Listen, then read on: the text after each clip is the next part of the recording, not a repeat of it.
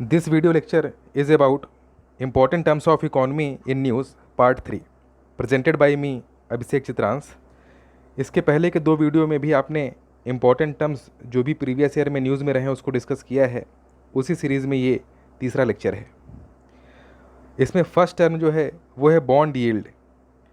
तो आपको पता है कि बॉन्ड एक डेट इंस्ट्रूमेंट है जिसके थ्रू फंड जनरेट किया जाता है, और अगर ये बॉन्ड गवर्नमेंट इशू करती है तो वो गवर्नमेंट बॉन्ड कहलाएगा, अगर कोई कंपनी इशू करती है तो कॉरपोरेट बॉन्ड कहलाएगा। गवर्नमेंट इस बॉन्ड को इशू करके फंड रेज करना चाहती है और इस बॉन्ड का मैच्योरिटी पीरियड 1 ईयर और मोर देन 1 ईयर का होता है। हर बॉन्ड में एक उसका प्राइस डिसाइड होता है जो उसका फेस वैल्यू कहलाता है। ये सबसे नॉर्मल एग्जांपल लेकर के चल रहे हैं। डिपेंड करता है कि बॉन्ड किस टाइप से इशू किया जा रहा है, उसके हिसाब से zero coupon bond, discount bond, वो सब होते हैं। लेकिन हम एक नॉर्मल एग्जांपल अगर कंसिडर करें तो ये मान लेते हैं कि गवर्नमेंट एक बॉन्ड इशू करती है जिसमें उसका एक फेस वैल्यू होता है, उसका एक प्राइस होता है, और उसके ऊपर परचेज़ करने वाले को प्रॉफिट या इंटरेस्ट क्या दिया जाएगा, ये एक कूपन के थ्रू वो इशू करती है। तो मान लिया कि 100 रुपये का बॉन्ड गवर्नमेंट ने इशू किया और उस 100 रुपये को फेस वैल्यू पे लिख दिया बॉन्ड के, उसके ऊपर 10 रुपये का कूपन दिया 1 साल के लिए। तो वो 10 रुपये का कूपन हो गया और 100 रुपये का बॉन्ड। 1 साल का मैच्योरिटी पीरियड पूरा होते ही जो उस बॉन्ड को होल्ड कर रहा होगा उसको गवर्नमेंट 110 रुपये पे कर देगी। लेकिन इस 1 साल के ड्यूरेशन पे जिस फाइनेंशियल इंस्टीट्यूशन ने उस बॉन्ड को परचेज़ किया था उसको सेकेंडरी मार्केट में सेल कर दिया।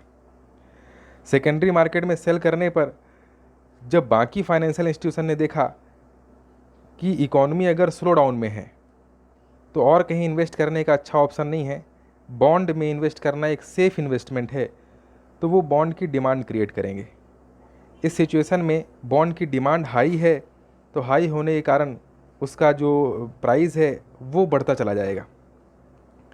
ध्यान देने वाली बात यह है कि ना तो फेस वैल्यू चेंज होगा और ना ही कूपन का जो अमाउंट है वो चेंज होगा, क्योंकि बॉन्ड परचेज़ करने की डिमांड है इसलिए उसका प्राइस बढ़ रहा है। और बढ़ते बढ़ते उस 100 रुपये के बॉन्ड को किसी फाइनेंशियल इंस्टीट्यूशन ने 106 रुपये में परचेज़ कर लिया, और 106 रुपये में परचेज़ करने के बाद उसके पास वो बॉन्ड था और 10 रुपये का कूपन था। जब 1 साल का टेन्योर पूरा हुआ, मैच्योरिटी पीरियड पूरा हुआ और गवर्नमेंट ने बाई बैक करना शुरू किया उन बॉन्ड्स को, उस कंडीशन में जिस फाइनेंशियल इंस्टीट्यूशन के पास वो था लास्ट में वो बॉन्ड, उसको वापस करने में गवर्नमेंट के पास उसको 110 रुपये मिले। इस कंडीशन में उसको फ़ायदा कितने का हुआ? सिर्फ 4 रुपये का, और यही 4 रुपये उसका बॉन्ड यील्ड कहलाएगा। तो बॉन्ड यील्ड उतना ही कम होगा जितना उस बॉन्ड की डिमांड मार्केट में होगी। बॉन्ड की डिमांड हाई तभी होगी जब इकॉनमी में स्लो डाउन होगा। इसका मतलब इकॉनमी में स्लो डाउन गवर्नमेंट बॉन्ड के प्राइस को बढ़ा देता है और गवर्नमेंट प्राइस का बढ़ना बॉन्ड यील्ड को कम कर देता है। तो बॉन्ड यील्ड का कम होना रिप्रेजेंट करता है इकॉनमी के स्लो डाउन को। दूसरे तरीके से भी समझें, अगर इकॉनमी ग्रो कर रही है तो इकॉनमी की जीडीपी अच्छा परफॉर्म कर रही है, इकॉनमी में ग्रोथ है, उस कंडीशन में इन्वेस्ट करने वालों के पास बहुत सारे ऑप्शन हैं इन्वेस्ट करने के लिए। उस कंडीशन में बॉन्ड की डिमांड कम हो जाएगी। बॉन्ड की डिमांड कम होने के कारण उसका प्राइस नहीं बढ़ पाएगा। तो अगर जिस फाइनेंशियल इंस्टीट्यूशन ने सबसे पहली बार परचेज़ किया था 100 रुपीज़ में, वो अब मार्केट में सेल करना चाह रहा है, तो पॉसिबल है कि वो 101, 101 या 102 रुपीज़ के आसपास में सेल हो। हमने मान लिया कि 102 रुपीज़ में सेल हुआ और किसी दूसरे फाइनेंशियल इंस्टीट्यूशन ने उसको परचेज़ कर लिया। इस कंडीशन में जब मैच्योरिटी पूरी हुई उस बॉन्ड की और गवर्नमेंट ने उसको बाय बैक किया, तो उसको पेमेंट कितने का हुआ? 110 रुपये का। उसने परचेज़ कितने में किया? 102 रुपये में। तो इस बार उसका बॉन्ड यील्ड कितना था? 8 रुपीज़। ऐसे हम कंसिडर करते हैं। और जब बॉन्ड यील्ड इसकी अधिक रही, क्यों? क्योंकि बॉन्ड की डिमांड कम थी। बॉन्ड की डिमांड क्यों कम थी? क्योंकि इकॉनमी ग्रोथ में थी। तो बॉन्ड यील्ड एक तरीके से एक इंडिकेटर का काम करता है जो इकॉनमी में स्लो डाउन है या ग्रोथ, इसको इंडिकेट कर सकता है। ये कुछ टेक्निकल टर्म्स हैं कि किस तरीके से आप उसको फाइंड करते हैं। तो अगर आप एनुअल कूपन पेमेंट को बॉन्ड के फेस वैल्यू से डिवाइड कर दें तो आपको पता चल जाएगा कि बॉन्ड यील्ड कितना रहा। जैसे हमारे एग्जांपल में अगर हम पहला वाला एग्जांपल कंसिडर करें जिसमें 106 रुपये में सेकंड वाले ने परचेज़ किया था और उसको बाद में मिला कितना था 110 रुपये, तो उसको 4 रुपये का बॉन्ड यील्ड हुआ था। तो 4 को डिवाइड कर दें 100 से और इंटू कर दें 100 से, तो आपका जो बॉन्ड यील्ड होगा वो 4% कहलाएगा। तो इस तरीके से आप बॉन्ड यील्ड कैलकुलेट करते हैं। नेक्स्ट है इंडिया INX। ये इंडिया का सबसे पहला इंटरनेशनल स्टॉक एक्सचेंज है जिसे गुजरात की गिफ्ट सिटी में इंटरनेशनल फाइनेंशियल सर्विस सेंटर पर इस्टेब्लिश किया गया। बॉम्बे स्टॉक एक्सचेंज की ये सब्सिडरी कंपनी है और इसमें यूरेक्स T7 टेक्नोलॉजी को यूज़ किया गया है जो वर्ल्ड की सबसे fastest turn around time approximately 4 microsecond का ऑपरेटिंग सिस्टम शो करता है। इसके अलावा यह इंडिया का first international primary market platform भी है जिसमें फॉरेन इन्वेस्टर्स इन्वेस्ट कर सकते हैं। नेक्स्ट, मसाला बॉन्ड लगातार डिस्कशन में रहता है और इस पिछले एक साल में और भी ज़्यादा डिस्कशन में रहा। वो दोनों ही रीज़न हम देखेंगे। तो सबसे पहले आप इसको डिफ़ाइन कैसे करते हैं। तो ये एक रुपी डिनोमिनेटेड बॉन्ड है। पहली बात तो इसके नाम से क्लियर है कि ये बॉन्ड है, इसका मतलब ये डेट इंस्ट्रूमेंट है। जो इसको परचेज़ करेगा वो किसी कंपनी का ओनरशिप नहीं, बस उस कंपनी में या उस सेक्टर में इन्वेस्ट कर रहा है सिर्फ एक प्रॉफिट, सिर्फ एक इंटरेस्ट के परसेंट के लिए जिसको आप कूपन के थ्रू जनरेट करते हैं। तो मसाला बॉन्ड में फेस वैल्यू किसका होगा, रुपी में। तो रुपी का फेस वैल्यू, रुपी में जनरेटेड कूपन और उसको आप इशू कर देंगे। इससे फ़ायदा ये होगा कि जो फॉरेन इन्वेस्टर है उसके पास रुपी कहाँ से आएगा इन्वेस्ट करने के लिए कि वो इस रुपी डिनोमिनेटेड बॉन्ड को परचेज़ कर सके। तो वो पेमेंट तो डॉलर में करेगा, उस डॉलर के हिसाब से जो जितना रुपी कन्वर्ट होता होगा उसके बेसिस में उसको ये बॉन्ड मिल जाएगा। इस बॉन्ड को होल्ड करके वो वेट करेगा कि कब इसकी मैच्योरिटी पीरियड आए और उसको रिटर्न करके वो अपना पैसा इंटरेस्ट के साथ ले सके। उसका फ़ायदा सिर्फ तब है जब रुपी स्ट्रेंथन होता चला जाए। अगर रुपी स्ट्रांग होगा तो उसको रिटर्न में ज़्यादा डॉलर मिलेंगे।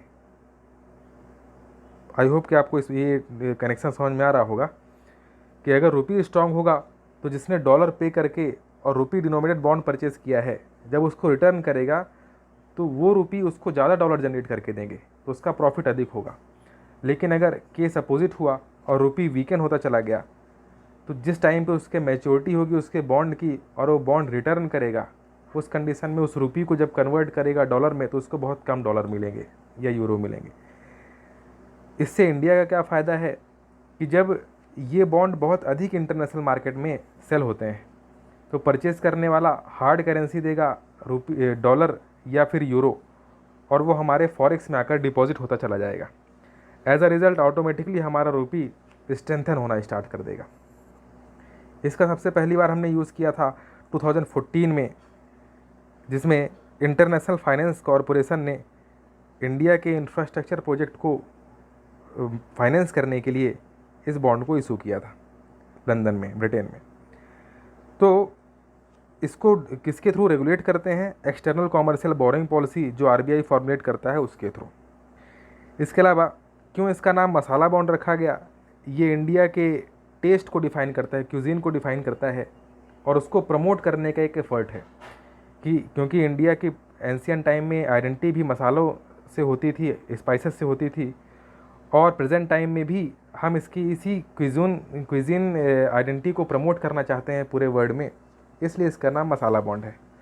इसी तरीके से अलग अलग कंट्री का जो प्रमोट करने वाला उसका कल्चर का पार्ट या क्विज़िन का पार्ट होता है, उसके नाम पर उसके डोमेस्टिक रुपी या डोमेस्टिक करेंसी डोमिनेटेड बॉन्ड का नाम रखा जाता है। फॉर एग्ज़ाम्पल चाइना में इस तरीके से रेमिनबी डिनोमिनेटेड बॉन्ड जो होता है उसको आप डिमसम बॉन्ड के नाम से जानते हैं। जापान में जापानीज़ येन डिनोमिनेटेड बॉन्ड जो होगा उसको आप सामुराई बॉन्ड के नाम से जानते हैं। और ठीक इस तरीके से इंडोनेशिया में कोमोडो बॉन्ड। अभी ये क्यों न्यूज़ में था, क्योंकि एशियन डेवलपमेंट बैंक ने ये डिसाइड किया कि वो 850 करोड़ रुपीज़ का जो मसाला बॉन्ड है जिसमें 10 ईयर्स की मैच्योरिटी होगी उसको लिस्ट करेगा। कहाँ कहाँ पर? तो आपका जो इंडिया INX जो हमने इसके पहले डिस्कस किया, और उसके अलावा लग्जमबर्ग एक्सचेंज में। नेक्स्ट है पॉन्जी स्कीम। इस स्कीम को आप कैसे डिफाइन करते हैं? जो लोगों को ये वादा करे कि 10 दिन में आपका पैसा डबल, 20 दिन में ट्रिपल, उस तरीके की सारी स्कीम पॉन्जी स्कीम कहलाती हैं। ये जो स्टार्टिंग में लोग आते हैं इनके पास, उनको तो बेनिफिट दे पाता है जब तक इसके पास आने वाले कस्टमर बने रहते हैं, और जैसे उनका सीक्वेंस ख़त्म हुआ वैसे सारा पैसा लेकर के गायब। इस तरीके की स्कीम पॉन्जी स्कीम कहलाती हैं। इससे मिलता जुलता एक टर्म है चिट फंड का, और दोनों में डिफरेंस क्या है वो भी हम देखेंगे।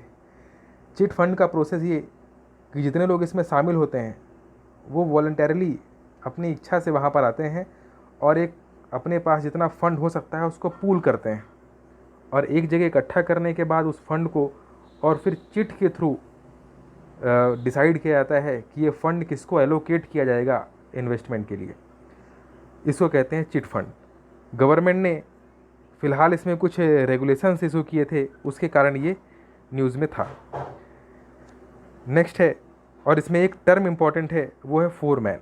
Foreman FOREMAN। फोरमैन वो पर्सन होगा जो इन चिट्स को मैनेज करेगा कि किस किस के नाम के चिट यूज़ किए जाने हैं, और उनमें से जिसको विड्रॉ किया गया जिसके नाम का चिट, उसको फंड एलोकेट करने का। नेक्स्ट टर्म है गवर्नमेंट मार्केट प्लेस। ये लगातार न्यूज़ में रहा है, इसको समझें तो गवर्नमेंट मार्केट प्लेस एक तरीके से प्लेटफॉर्म है। गवर्नमेंट इस बात का कंपल्सन करता है कि सारी मिनिस्ट्रीज, सारे डिपार्टमेंट जो गवर्नमेंट के हैं, उनको कुछ भी परचेज़ करना है, वो परचेज़ करने के लिए गवर्नमेंट मार्केट प्लेस को ही यूज़ करें। तो उसमें लोग अपना किस प्राइस पर सेल करना चाहते हैं ये इन्फॉर्मेशन पुट कर देंगे, और गवर्नमेंट कम प्राइस पर अच्छी क्वालिटी की कमोडिटी को उसमें से ऑप्ट कर सकती है और परचेज़ कर सकती है। इससे ट्रांसपेरेंसी इंप्रूव होगा। और इसको national procurement portal of India के तरीके से भी जाना जाता है, और इसका मॉनिटरिंग करने के लिए प्राइम मिनिस्टर ऑफिस रिस्पॉन्सिबल है। इसको डेवलप किया गया है director general of supplies and disposals के द्वारा, और इसमें टेक्निकल सपोर्ट दिया है ministry of electronics and information technology के नेशनल गवर्नेंस डिवीज़न ने। अगला टर्म है गिग इकोनॉमी। इससे आप क्या समझते हैं?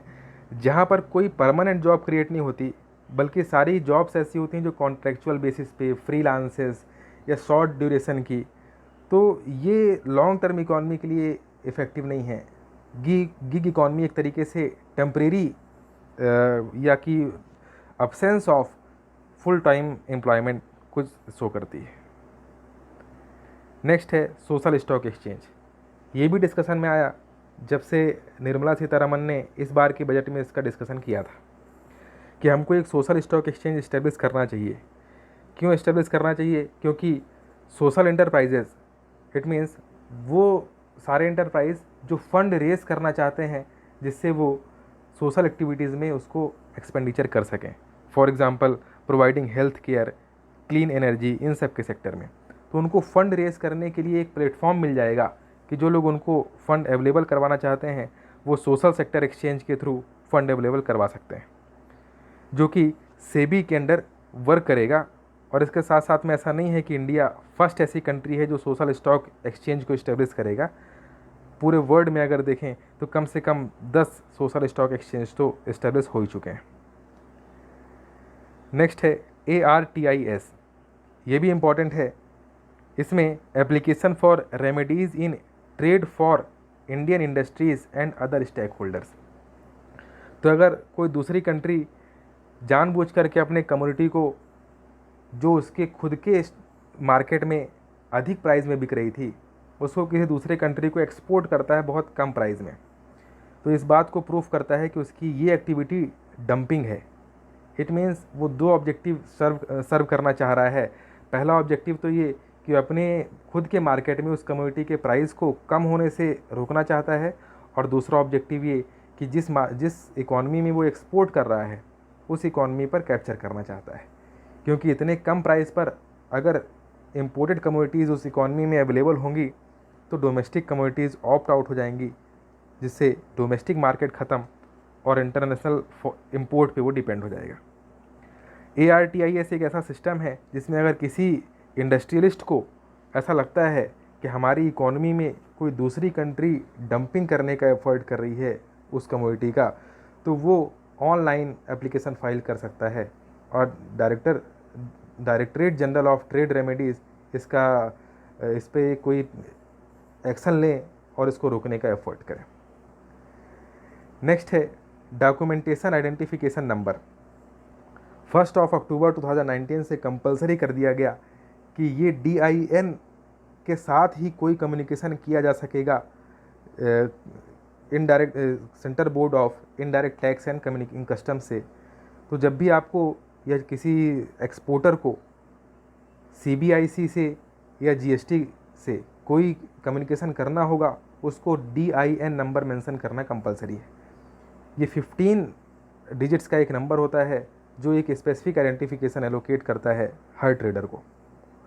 तो इसीलिए ये न्यूज़ में था क्योंकि 1 अक्टूबर से कंपल्सन कर दिया गया कि कोई भी ऐसा कम्युनिकेशन जो बिना DIN नंबर के सेंड किया जाएगा CBIC के पास, उसको इनवैलिड कंसिडर किया जाएगा।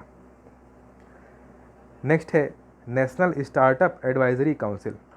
इकॉनमी के लिए स्टार्टअप इम्पॉर्टेंट हैं और उसके रिस्पेक्ट में किस तरीके की एडवाइजरी क्रिएट करनी है, उसके लिए गवर्नमेंट ने एक स्ट्रक्चर्ड ऑर्गेनाइजेशन को इस्टेब्लिश करने का डिसाइड किया, जिसको नाम दिया गया नेशनल स्टार्टअप एडवाइजरी काउंसिल।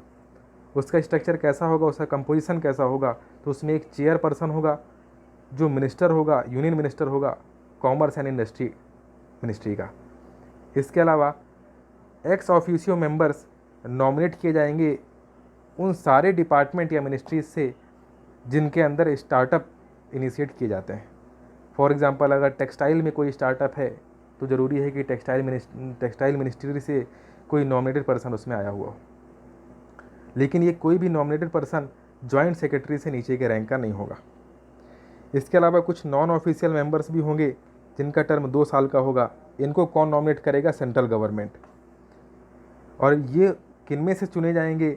जिन्होंने अपना स्टार्टअप स्टार्ट किया और काफ़ी सक्सेसफुल भी रहे, उनमें से कुछ लोगों को नॉमिनेट करके सेंट्रल गवर्नमेंट NSAC में सेंड करेगी।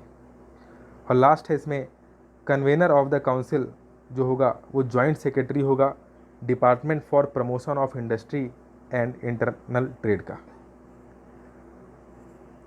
इसके साथ ही आपका ये वीडियो लेक्चर भी कंप्लीट होता है।